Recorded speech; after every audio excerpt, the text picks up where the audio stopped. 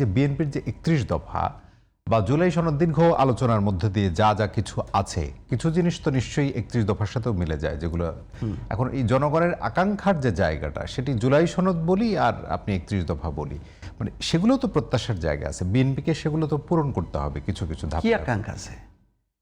মানে as it is, আমি আমি কথার কথা ধরে নিই যে বাংলাদেশে স্বৈরতন্ত্রের একটা পতন হয়েছে। পতনের পর যদি নির্বাচনটা হয়, যদি মানে ৩ মাসের মধ্যে নির্বাচনটা হইতো, তাহলে জনপ্রতিনিধিরা যে গণতন্ত্রকে রেস্টোর করতো, সংসদীয় গণতন্ত্রটা চালু করা, সংসদীয় গণতন্ত্র চালু করাটাই তো সবচেয়ে বড় চ্যালেঞ্জ। এর সাথে আবার কি আমি জুড়তেছি, মানে জুড়বোটা কি? আমাদের যে কাঠামোটা আছে সেই কাঠামোগুলোকে আমি যদি অ্যাক্টিভ করতে পারি, বিদ্যমান যে কাঠামো সেটাই তো গণতন্ত্র। আমাদের এখানে কি কাঠামোর মধ্যে কোনো সমস্যা আছে? মানে তাহলে আইডেন্টিফাই করতে হবে না, তাহলে সংসদ অধিবেশন দরকার নেই, সংসদ অধিবেশনে যে জিতবে সে 10 বছর চলবে, সে ধরনের কাঠামো তো নেই। আমরা বিদ্যমান কাঠামোটাকেই আমরা অ্যাক্টিভ করতে পারিনি।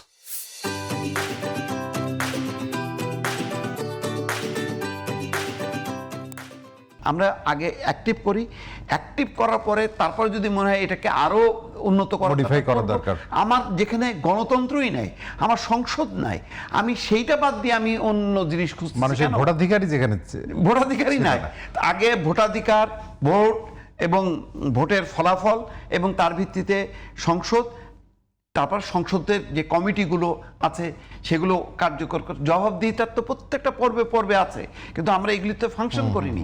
ফাংশন না করে আমরা বলছি না এগুলি চলবে না। চলবে না মানে কি? আমরা তো চালাইনি কখনো।